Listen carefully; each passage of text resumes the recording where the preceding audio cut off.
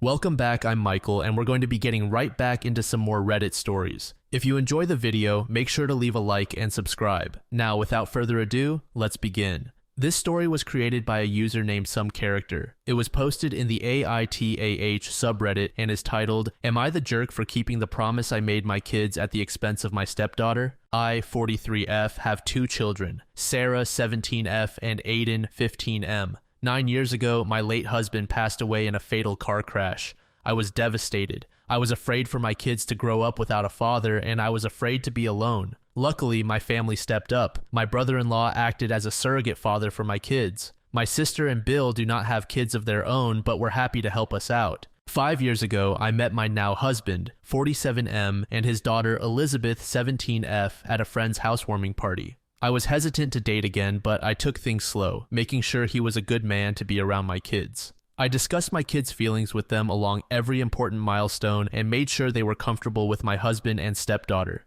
When he proposed and I spoke to my kids about how they felt, only one request was made. I would make sure that my kids and I had time together, just the 3 of us still. I agreed to take my children out twice a month, just the 3 of us, with exceptions if need be. As my kids remember their father and Elizabeth's mother was still in her life, we made a rule that neither of us would try to be parents to our stepkids. We are responsible for our bio kids. This was discussed with all the children together. Our kids are also allowed to choose how they feel about one another, whether or not they wished for a sibling relationship or something else. It's not up to my husband and me to decide. Back to present time, I still regularly take my kids out twice a month for an adventure with the 3 of us. This could be going out to dinner, a movie, the zoo, etc. I also take Elizabeth with me for some things, such as getting our nails done, shopping, volunteering. Sometimes my kids will come along as well. My husband and I are still responsible for our own kids. We parent them differently, but that's what is causing the problems. We are each in charge of grades, party planning, rewards, punishments, special parent-child time, chore lists, and rules.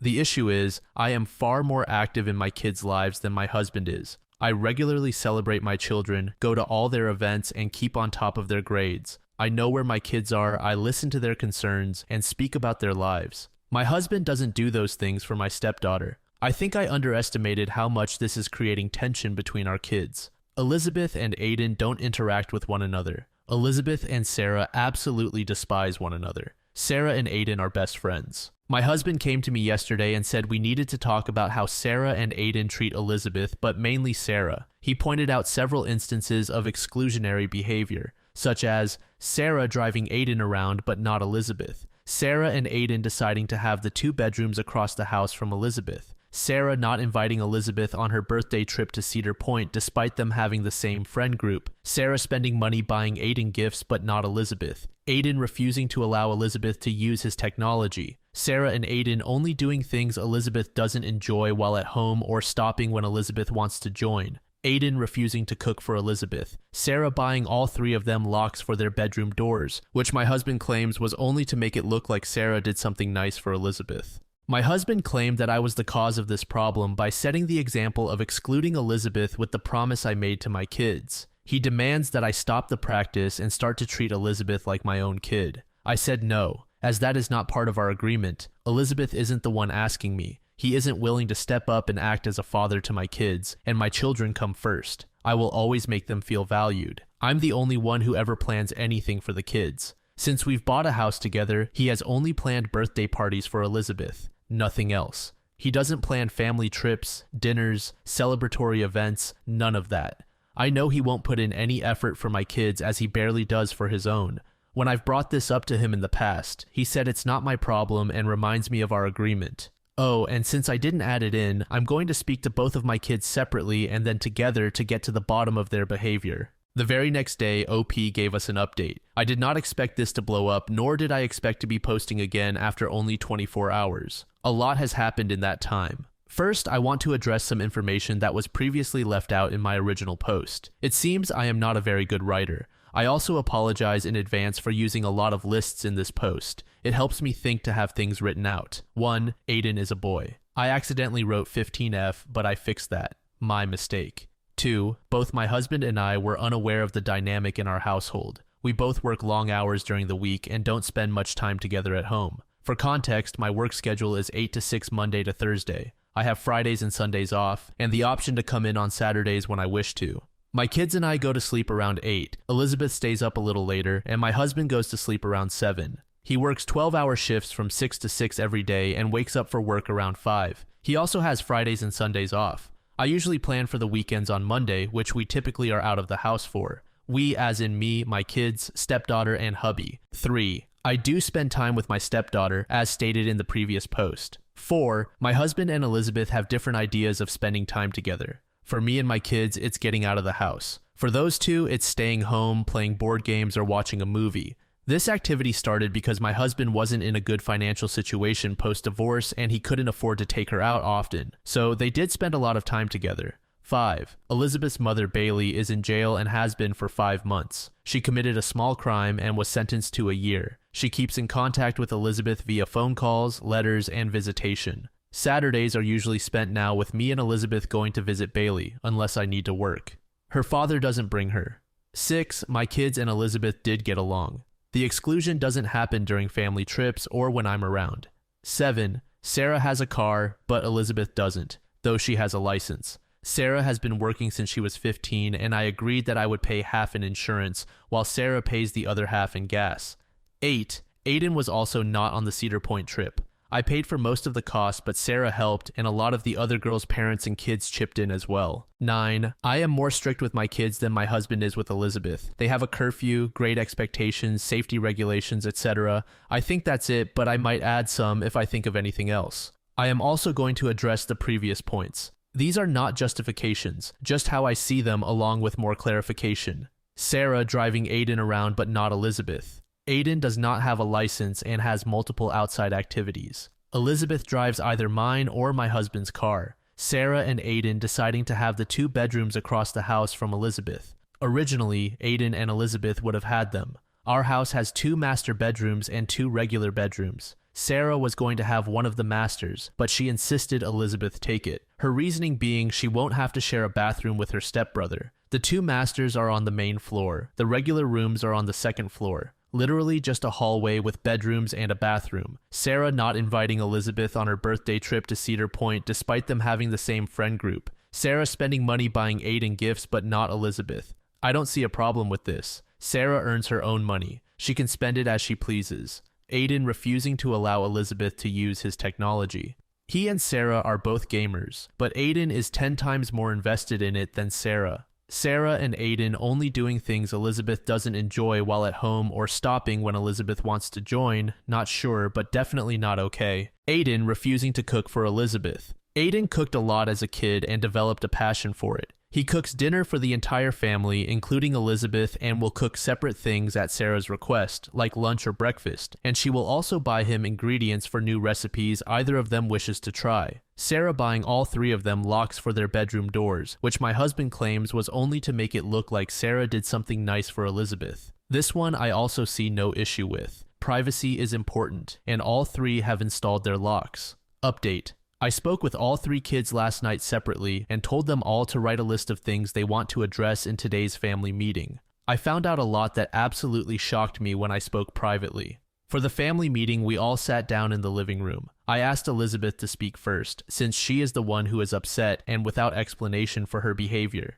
She reiterated the statements above and added some things on her list. Elizabeth's list. Movie nights upstairs without her, refusing to drive her to school or leaving without her. Sarah refusing to invite her to hang out with their friends or lying about where she was going. Sarah having a group chat without her, refusing to even attempt a sibling relationship with her, putting locks on their doors and using the bathroom to be able to visit each other or hang out, gaming without her. Elizabeth said she felt as if they hated her and wanted her gone. She said she is just as worthy of a parent as Sarah and Aiden were, and how it's unfair that we get to be a family and she doesn't have one. Sarah very rudely asked if she honestly felt she has any less of a family than she and Aiden do. Elizabeth was going to say something else, but my husband stepped in and asked Sarah to read her list. Though Sarah told me last night about what Elizabeth had been doing, I didn't expect how bluntly she would bring it up. Sarah's list: breaking into their bedrooms and stealing their stuff, insisting on sharing clothes, insisting on a sibling relationship when already declined by both,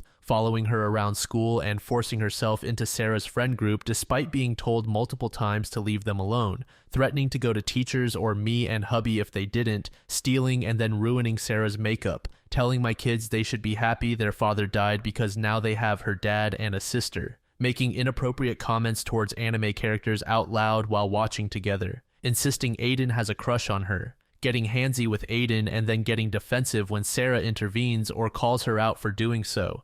This is the real reason Sarah insisted on the bedroom situation, purchasing 2 fun items and giving one to Sarah after she confessed to a crush on TV, throwing a fit whenever she loses in a game or any form of competition, refuses to study or spend time on school and then complaining when she doesn't get good grades, expecting me to step up and do everything for her, even though I do not do those things for even my own kids instead of her father, constantly being late getting ready for school and then being upset they don't wait for her, flirting with Sarah's boyfriend at the time because sisters share everything, refusing to get a job or do anything worthwhile while being jealous of both kids' accomplishments. When she was done, I asked Aiden if Elizabeth was really trying to touch him. He didn't answer at first, but after a moment said yes. Elizabeth denied it immediately, but Sarah shut her down and said she wasn't finished speaking. Sarah told Elizabeth that she was a disgusting human being, that she thinks she can get away with anything she wants, but she can't. None of their friends like her and wouldn't be around her if Elizabeth didn't make them, that she was spoiled and entitled, that if she ever tried to do anything with her brother, Sarah and everyone else would make her life a living hell. I stopped Sarah there as I don't tolerate threats of violence. Elizabeth said it's not fair, that she and Sarah have similar interests, and that she's only treated worse because she's ugly and Sarah isn't. When you do it, it's cool. When I do it, it's trashy and weird, Sarah argued back, saying it doesn't have anything to do with her looks. She's just a bad person. Elizabeth brought up how Sarah is the bad one, purposefully excluding her, spending time with me separately, refusing to acknowledge her in the house she lives in, refusing to accept her and her father as family, that they both lost a parent. Sarah said, "My dad is dead. He's never coming back. Your mom is in jail. You speak with her daily, see her every week. It's not the same at all." Elizabeth said, "It is the same. I share my dad. You're just bitching that you have to share your mom now." Then Sarah said, "At least my dad didn't choose to leave me. Your mom had a choice, and I can see why she chose it." Elizabeth slapped Sarah. Aiden punched Elizabeth. Husband shoved Aiden into a mirror hung on the wall. I started screaming at my husband to keep his hands off of my children while telling my kids to go pack a bag. Kids ran off. Elizabeth followed them. Husband and I were screaming at each other. I could hear Elizabeth pounding on their doors and crying. After a lot of yelling, my husband slapped me. Then Sarah started screaming at Elizabeth and the girls disappeared. I found them in my bedroom fighting because Sarah was packing a bag for me. I told Sarah to go wait in the car while I pack. She hesitantly obeyed. I packed my bag while husband and Elizabeth were screaming at me, then left. Sarah was on the curb in the driver's seat, so I let her drive away and then told her to switch with me. My son had to be taken to the hospital as the mirror had cut him. Aiden needed 17 stitches and has a concussion. I am pressing charges against my husband and filing for separation and divorce immediately. I'm currently writing this from our hotel room. I spoke to Sarah and asked why she didn't bring any of this up previously. She told me that Elizabeth only started acting like that after husband had already proposed, and both she and Aiden wanted me to be happy because they'd seen how depressed I was after my late husband died. This obviously broke my heart. I told her and later Aiden that they are my happiness. Sarah argued and said that since I'd made so many sacrifices, it's only fair that they did too. I promised her that she never needs to sacrifice anything for me, as I am their mother. Sarah started crying, apologizing, and just saying how she never meant for me to lose another husband and that she never would have let Aiden get hurt. I kept reassuring her the whole ride to our hotel. My kids are asleep now. I'm scared. Neither husband nor Elizabeth has contacted me. I'm not sure if I want them to. That's it for now. Thanks all for the comments. Question: should I go to the jail and speak to Bailey? It seems my husband didn't know about Elizabeth's behavior and I didn't either, so I just want answers. User K Frazzy said, "I don't think I've ever seen or heard of a family intervention go from 0 to 60 anywhere near that badly. We go from listing out grievances to physical violence between siblings and then parent-on-child violence that leads to the kid being hospitalized, all within what seems to be like 10 seconds. Not to mention the intervention including uncovering SA, controlling behavior, blackmail, gaslighting, and more. Shit show doesn't even begin to describe how that went down. Holy f***. Let's hope Aiden ends up being okay. The poor boy didn't even get to go through his grievance list before he got Mortal Kombat Fatality Ed into a mirror. User, Witchleys, said, "Imagine your son getting 17 stitches via assault by your husband, so then having to divorce when it wasn't even on your mind the prior day, and you find the time to post about it and the argument leading up to it almost word for word onto Reddit, supposedly only a few hours after it happened in multiple paragraphs." Yeah, I'm sure. She spends so much time on the girls' list to flesh out the story's narrative, but hardly any on the emotional outcome of all of this for her personally outside of her daughters, rather than actions committed. "I reassured her, she cried," because she is telling a tale, not recounting real-life events. This next post was made in the Am I Wrong subreddit by a user named Turbulent Quiet. The post is titled, "Am I the jerk for divorcing my alcoholic husband after he killed our dog? I, 32F, have been with my 33-year-old husband since we were in high school. At the beginning of our relationship, everything was perfect. He was the perfect guy and truly treated me like a princess. I must add that both of our families are extremely religious. My husband and I got married at 21. We later had our daughter Elena when I was 25. When I was 26, my grandmother passed away. We ended up taking on her dog, Fido, as a way I could stay close to her. 2 years ago, things took a turn. My husband got laid off from his job and struggled to find a new one. Luckily, his parents were wealthy, so they still paid for everything for him. He felt less of a man because he couldn't provide for his family, and he began to become more and more depressed, and that is when his drinking began. Last year, he began to become more and more aggressive with his drinking. He started to do things like punching walls, verbally abusing me, or forcing himself onto me. I tried to talk to our parents about this, but they were in agreement that we said vows, and I promised to be there for him in sickness and in health. My parents told me divorce was off the table, and I wouldn't be let into their homes if I did because it was a sin. So, for months, I put up with his alcoholic behavior because I knew I had nowhere to go, and I always hid his behavior from our daughter, and she idolized him. Because of all of this, I dealt with it, even when his abuse turned physical. Last month, Elena was at her friend's house, and I was sitting on the porch reading while Fido ran in the lawn. My husband came speeding down the road, swerving while at it. I noticed he wasn't stopping, and I immediately stood up. Next thing I know, he lost control of the car and spun into our lawn and hit Fido. My entire world shattered. I ran to Fido's lifeless body, crying. My husband fell out of the car, drunk, reeking of booze, claiming it was an accident. Neighbors saw and called the police. My next-door neighbor ended up grabbing me and took me to the animal hospital. Unfortunately, I felt Fido take his last breath on the way there, and he was pronounced dead at the hospital. My husband was arrested. I couldn't believe it. He took the last thing I had left of my grandmother. The next day, I contacted a lawyer and filed for divorce. I called and told my parents, in which they ripped me a new one, saying they understand my hurt, but it's my Christian duty in marriage to help him through this patch. They even said it was just a dog.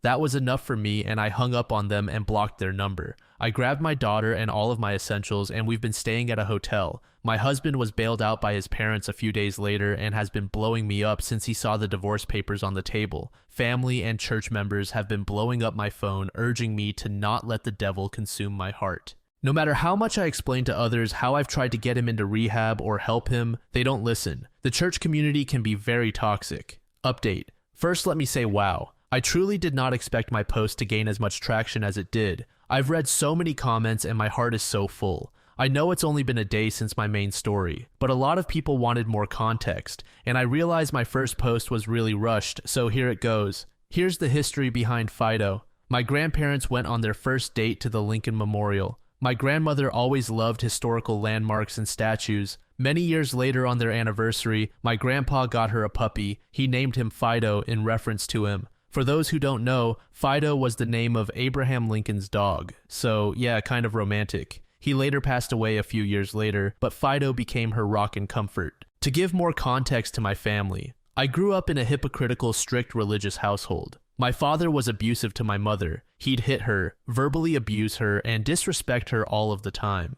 My parents had the belief that the men are the breadwinners, make all the decisions, and a woman is to support them. My mother was the stereotypical housewife who never made any decisions on her own. I like to refer to them as selective Christians, meaning they follow the parts of the Bible that is convenient to them. My parents were homophobic, attended church every Sunday, in the choir, had very strict views on sex before marriage, the regular Christian beliefs.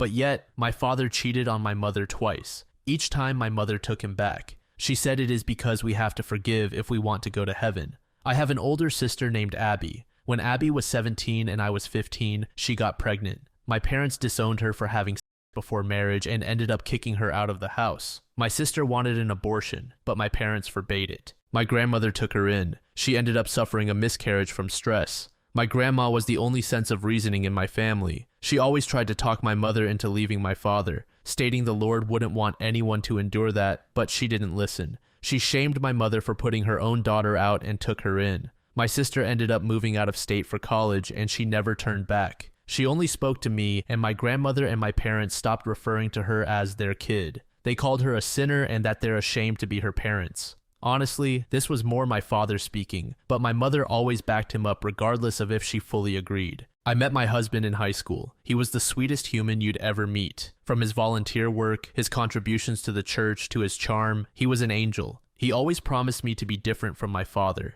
He gave me a voice, respected and loved me. Fast forward a few years, I'm married, 26 years old, and have Elena. My grandmother passed away after complications from a fall. I was crushed. She was my best friend. She was a mother figure when my own mother wasn't.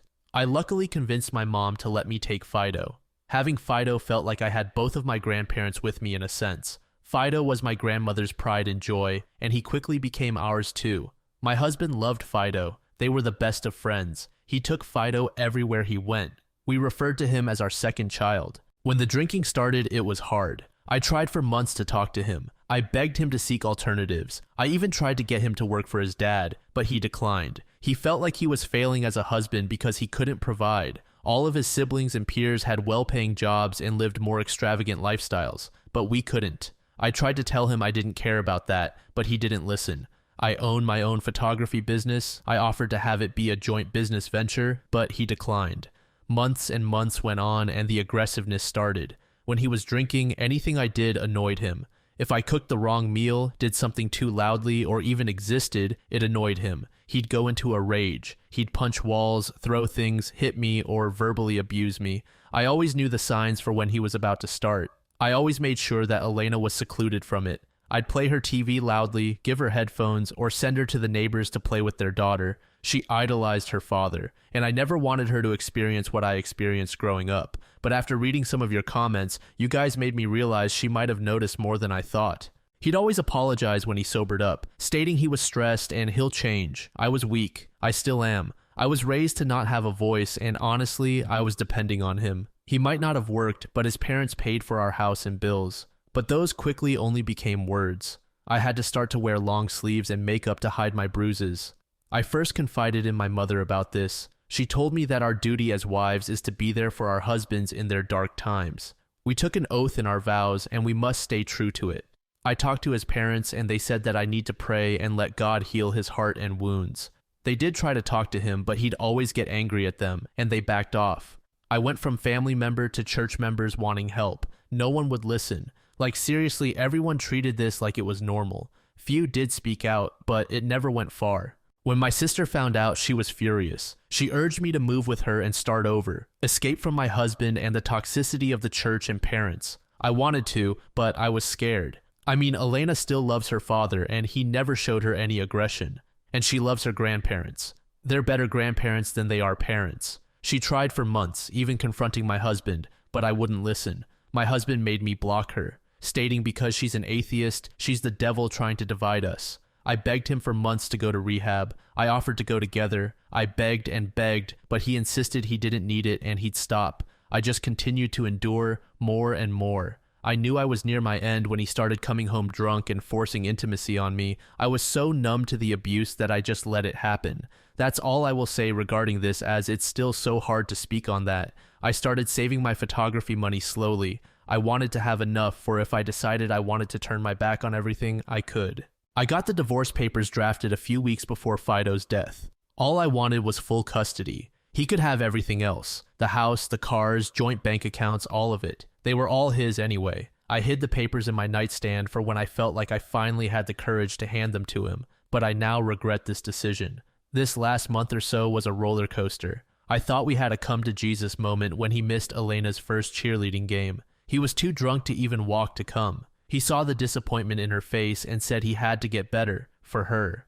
I believed him. He still denied going to rehab, stating he could stop on his own. He stopped for all of 1 week, and the old habits picked back up. Then the day everything happened. He killed Fido. I have been floored. He died right in my arms. It's as if I lost Fido and both my grandparents all over again. I had enough. He was arrested shortly after. I spent the whole night crying. I had to explain to Elena what happened, and boy is this girl strong. I felt like she was the parent for the way she comforted me. I cried myself to sleep. The next day I told everyone who called to check on me I was divorcing him, and that's when the comments that I mentioned in the first post happened.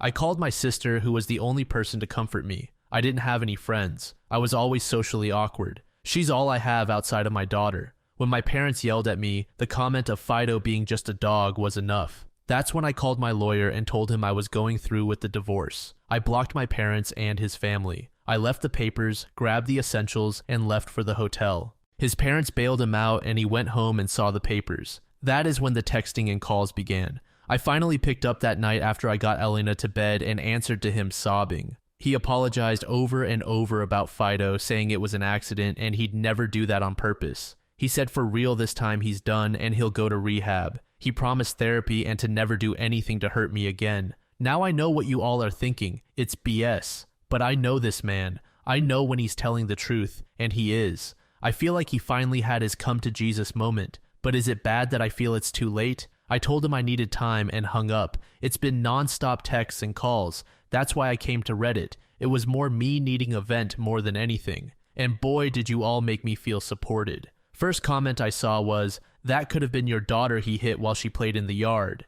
That made my heart sink. I'm afraid that he could relapse at any moment. I know it's a part of my religion to forgive, but I don't know if I can. Here's the update so far. I've been talking to my sister. She's working with her husband to come get us. Her husband will take me to the home to get the rest of my things. Her husband is 6'7" and 300 pounds. So my husband has always feared him a bit, so I don't think we'll have any problems. Elena is taking this all so well. I plan on having a conversation with her about the extent of what's happening when we're settled. Right now, I'm lost. I was with that man since I was 17. 15 years, you guys. He saw me at my weakest moments, and I knew the man he was. This hurts. That's the part that hurts more than the death. Right now, I'm not ready to talk to him or my family. I just need space. And for all of you that are saying this is fake, what do you want from me? You want pictures of my bruises, text messages, the tire marks from the grass, pictures of my swollen eyes from crying? What? I could give you more detail than any fake story ever could. This is legit my life right now. I'm in shambles. But for you that have been supporting me and sending me private messages, thank you. It truly means the world to me with all the advice and wisdom. That's all I have for now. It'll probably be a while before I update you guys again. The plan is to move with my sister and try to get the divorce finalized uncontested. Again, thank you all for the support. It's truly helping me get through this awful time. Right now, I feel like I failed. I failed my grandpa, my grandmother, Fido, and my daughter. This could have been avoided if I left a month ago when I had the papers. My sister was right. And honestly, I've come to the realization that if this is what being a good Christian feels like, then I don't want to be one anymore. User Pandoratastic said NTA. He has already accidentally killed one member of your family. It is right that you should protect the remaining members of your family from further accidents. I cannot speak for your religion, but I believe that he already broke his vows to you through his abuse of you. In my opinion, once he broke his vows to you, you should no longer be bound by the vows you made to him. User Make It Make Sense said, do what's best for you and your daughter. Maybe this will be the wake-up call he needs to get his life together. Addicts don't quit for others, just themselves. Maybe the realization that his addiction and abuse can and will lead to divorce will have him actually do something about it. At this point, he will need medically supervised detox, and that's way past your capacities anyway. The church has some real cult-like views when it comes to divorce. The fact that everyone turned a blind eye and did nothing to help you speaks volumes. Block them all. You can maintain your faith without having to deal with church folk anyway. Hopefully, some of those family members help him since turning a blind eye hasn't exactly been effective. What if that had been your daughter playing in the yard, someone else's child? Not only is he an alcoholic, but he is frequently endangering everyone's lives with his reckless behavior. Really am so sorry for what happened to Fido. Give yourself time to grieve that and feel your feelings. Best wishes for you and your daughter. It takes strength to choose you, especially when you're surrounded by people who expect you to accept whatever this husband of yours does. Addiction is a sickness, but that does not mean that you have to stay when he refuses to get help and overcome his demons. Everyone should focus on him and not you. He is the problem, not you. In OP's update, she said the following. I know it's only been a little over a week, but a lot has happened. My mind is scrambled at the moment, and I am entirely lost on what is next for myself. Communicating my story with all of you has been very helpful, so let's get into this update. The day after my last update, my sister Abby, her husband, his brother Eddie, and his son Junior showed up with the U-Haul to officially move me and Elena. Looking out the window of the hotel and seeing the truck made everything seem real. I was officially leaving. We dropped Elena off at her friend's house so that she could hang out with her for a while and say her final goodbyes. Well, actually, we just didn't want her to witness anything crazy. A lot of you recommended a police escort, but my BIL stated that he carries and doesn't think we'll have any issues, so I said okay. I was praying that my husband was not home and that we could just move everything out smoothly and without any fight. Honestly, I wasn't ready to see him and didn't want to have any conversation. But just my luck, I see his car sitting in the driveway, the car that he used to take Fido from me. I know it sounds ridiculous to say, but looking at the car made me break down before I could even get out of the car. Anger took over me, and all I wanted to do was to smash the car with a baseball bat. Abby hugged me and calmed me down. She reminded me that I am taking this step for Fido, that God has a new plan for me and it's time for my next journey. I collected myself and we got out and went inside. As soon as we entered, my husband heard and ran down the stairs screaming my name. Before I could even react, he had his arms around me, hugging me, saying that he was so happy I was home. I looked at my Bill and Eddie and they took him off of me. He looked at everyone here and saw the U-Haul out front and asked me what was going on. He knew something big was happening as he hadn't seen Abby in years. Abby instructed Eddie and Junior to start packing and loading all of Elena's things and looked at me and said, "Sis, it's time. Let him have it." I took a deep breath and told him that I am leaving with Elena and going through with the divorce. Before I could finish, he started sobbing. He dropped to his knees and began begging to hear him out and to not make any impulsive decisions. He started pleading that he was sorry, how he loved Fido and would never do anything to hurt him. He said he realized the severity of his drinking and everything he's done after that and doesn't want to be that person anymore. He ran to the kitchen and came back with these papers stating that he was enrolled in rehab and is starting therapy soon. He said he made a promise to God, but now he cannot break that promise. He said, "I'm back. The man you married is back. The devil has left me and I want my family back. Look around the house, not a single alcoholic drink in sight. Please don't leave me." My sister grabbed me and gave me a look. When my sister gives this look, I know she means to stay strong and to not fall for it. Honestly, I was starting to melt, so I needed this from Abby. I then let him have it. I will try to quote everything I said to the best of my ability. I think it's so good that you realize your mistakes in this and you're doing the necessary steps to get better. But it shouldn't have taken you killing Fido to get to that point. I want to forgive you, but I cannot. That was the final straw. For years, I begged for you to get this help. Years I brought you rehab and therapy brochures and even offered to go with you, but you turned me down. You forced yourself on me, beat me, and manipulated me for years. If you didn't want to stop for me, you at least could have stopped for Elena. Honestly, I need this space. I want a divorce. Please don't make this hard. He started sobbing even more. He said he knows he messed up, but God has forgiven him, and I need to as well since I promised sickness and health in our wedding vows, stating we can see the Christian therapist and work through our issues. He then said, "Please don't go butterfly." Him calling me butterfly hit me.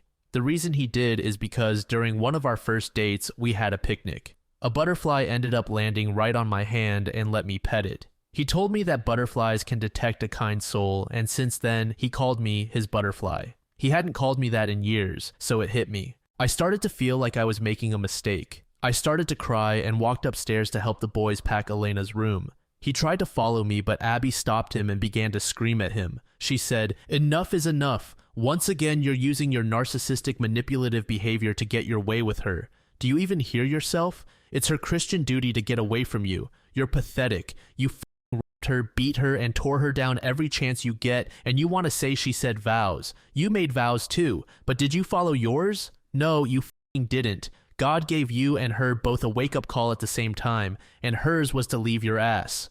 From there, he got angry. He started calling her a sinner, and that this is why the family and church shunned her and that she's trying to play with my head. Bill stepped in quickly and said, yeah, because a wife-beating, cheating Christian man, a hypocritical deadbeat mom with an alcoholic stepson are model Christians. My Bill is a big man, so my husband obviously wasn't going to argue back. He tried to follow me again, but he was blocked, so we went outside and called my parents and his parents. By the time we finished Elena's room and were halfway through my stuff, our parents came speeding in. My dad ended up blocking the U-Haul with his car and they came rushing into the house. They immediately started yelling at my sister, saying that she was getting inside my head with her demonic persuasions and stated that I'm making a mistake. They said they didn't raise me like this and my husband is sick and needs me by his side.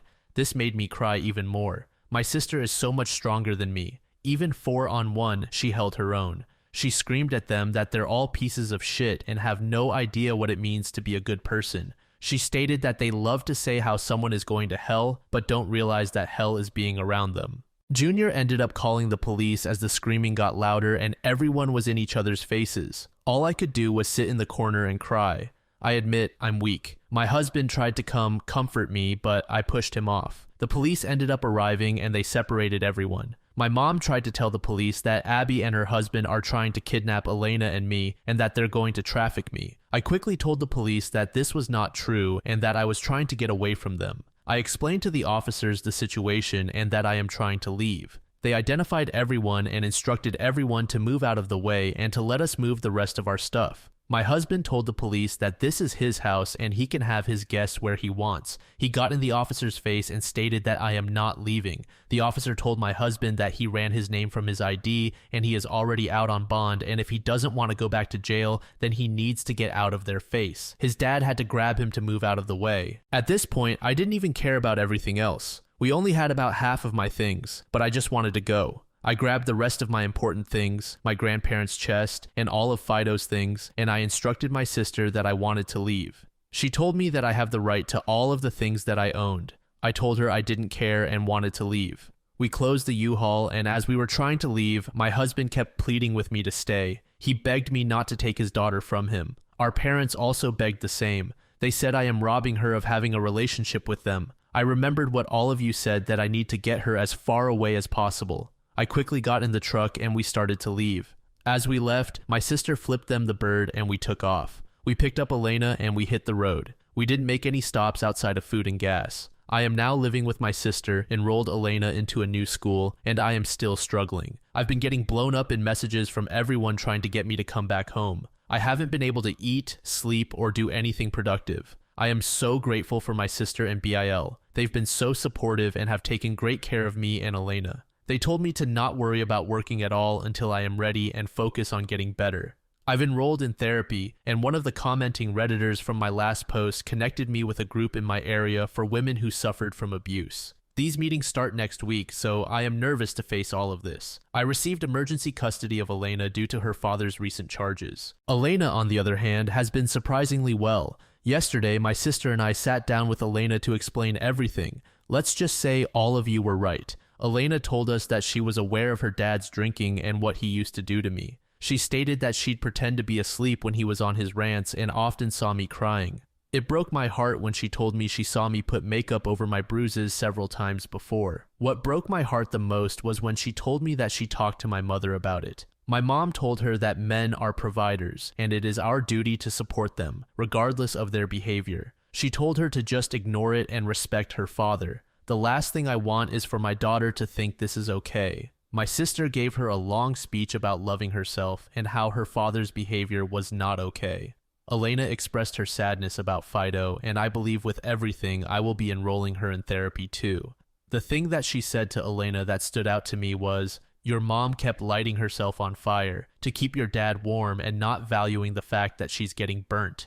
She's so right. I've never valued or looked out for myself ever. I made it clear to her that she can still talk to her father and family if she pleases, and I won't stop her, but she insists she doesn't want to. Honestly, I am a mess at the moment. I don't know how this divorce is going to go. I do not know how strong I will remain. I don't know how my husband's conviction will be. I don't know anything. This will be my last update for a while, as I simply want to work on myself for a while. I will be deactivating all of my social media and blocking everyone supporting my family or husband. Thank you to everyone who has been commenting and supporting me through all of this. The amount of help and resources you guys have provided me has been great. For all of those still claiming this is fake, please say that to my depression. I am so sorry this update is all over the place. I am so mentally drained right now, so I can't really think straight. Again, I don't know if or when I will update, but bye for now. Over half a year later, OP gave us her most recent update. It's been almost 8 months since I've touched any social media or logged into Reddit. I feel I owe you all an update. I can tell you it's been up and down. For starters, I am still living with my sister, and honestly, it's been a breath of fresh air. It's weird being in a house full of love and understanding. Elena has loved her new school and made a lot of new friends. I've still been in therapy and support groups trying to get myself in a better headspace, but it's been hard. Terribly hard. My husband ended up only getting probation and court-ordered rehab. I know, I rolled my eyes too, but I guess when your family has money and connections, they give you slaps on the wrist. We're still not divorced as he's contesting everything. I believe he is planning to delay it as much as possible until I run out of money and can't afford my attorney anymore. But I got a new attorney a few months back as my sister Abby's mother-in-law is a lawyer. After Abby and her husband explained the situation to her, she offered to take my case on for free as long as I promised to continue therapy sessions for myself and Elena. Right now, I still have custody of Elena as right now he's ordered not to have unsupervised contact with her due to his recent charges and abuse allegations. Honestly, Elena is a strong girl. We've never tried to block her from talking to her dad, but she doesn't want to. He FaceTimes her iPad often, but she declines. My family and husband haven't stopped trying to reach me, from getting burner phones to text me, contacting my sister, flooding my photography business email, personal email, or through my lawyer. It's been non-stop. My husband goes through emotions of sorrow to anger, telling me how much he misses me and how long he's been clean, to ranting about how much he's taking care of me and committing a sin. The same for my parents. They're all accusing me of turning Elena against them and letting my demon sister manipulate me. These messages even started turning into threats. Things took a turn about 5 months ago, back in April, when I filed for full custody of Elena and a restraining order following the threats. They were all ordered not to contact me whatsoever. I thought this would be the end of it, but I was wrong. In mid-April, me, Elena, Abby, and her husband were at home when we heard banging on the door. Her husband opened it, and to our surprise, it was my husband and my parents. How did they find me? How did they track me down? Well, we later learned that I was so mentally drained with everything that I forgot to shut off location sharing from Elena's iPad. He demanded to speak to me and started screaming my name. Abby's husband told them to leave before he calls the police. Hearing his voice made me break down, and I once again, as weak as I am, cried like a baby on the couch. In hindsight, I know I should have taken Elena and left, but I was just frozen in fear and trauma. Abby, the fierce warrior she is, went to the door, pushed her husband out of the way, and went to town on the three of them. She told them to get the f off her property and that I don't owe them a damn thing. My mom got in Abby's face, and the two had a screaming match. My mother raised her hand to slap Abby, to which she responded, "I wish the f you would. You're no mother to me. I'll fight you like a stranger off the streets." Elena was crying terribly, and I yelled for her to go to her room and lock the door. My husband tried to get inside to grab her, but Abby's husband pushed him out. He started to scream for me to talk to him and that he's sorry and he's changed. I don't know. Seeing him on his knees crying and screaming for me made me go to the door. I took a good look at him, and honestly, guys, he looks bad. He's lost weight. His clothes were dirty, he had bags under his eyes and face red. But most of all, he was sober.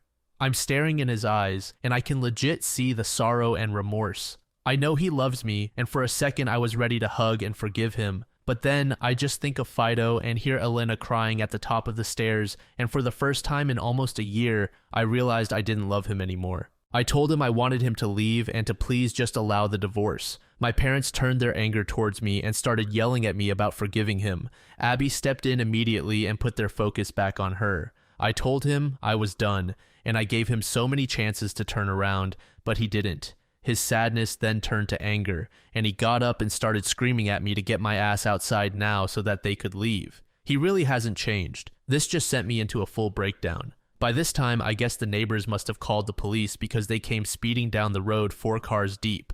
I don't remember much after this as it happened so fast, but my parents and husband all got arrested for trespassing and violating the restraining order. I felt like this whole situation derailed all my progress, and I found myself in the hospital that night as I had a complete mental breakdown. I simply cannot take this anymore, and I want to be free. I just want this divorce. I just want my parents to disown me like they did Abby and leave me alone. I just want Elena to have a normal childhood. I am tired of being tired. I spent about a week in the mental hospital and quickly contacted our attorney. Let's just say this whole ordeal isn't going to help him in the divorce or custody battle. In July, Abby approached me about a rehabilitation resort program for spouses that have been abused. It's a 30-day program to go and receive extensive therapy, relaxation, and release from our troubles. I was hesitant to go considering how expensive it was, but Abby's MIL offered to pay for the entire thing and insisted. It ended with them forcing me by packing my bags and pushing me into the car. They insisted on taking Elena to Disney to help ease her mind and get her to her therapy appointments virtually. I returned about 3 weeks ago, and it was the best thing ever. I talked to so many abuse survivors and heard so many stories. So many people, men and women, with similar stories and upbringings and the scars they had on them. The leader of the program was a priest, and I told him about my concerns of being sinful by divorcing, and he assured me I was fine because my husband was not following the way of Christianity. This honestly felt like the missing key to unlock my stolen heart from the vault. While I was there, I met a guy. His name was Ryan. He's 35 years old and recently divorced. His wife was extremely abusive and attempted to kill him. We talked every day, and I've never felt so understood. I was in no place to date, and neither was he, but the attraction was there. Since returning, we've hung out at least 5 times, and I've never been respected so much in my life. His smile seems to provide light to the darkness in my heart. We actually started painting together, and I discovered that it's such a good relief. We both agreed that neither of us are ready for a relationship, but I am excited to see where this goes. I know this isn't quite the update you all were looking for, but just know I see the light at the end of the tunnel. I will try to update you guys soon with a more positive update, but for now, just keep me and Elena in your prayers.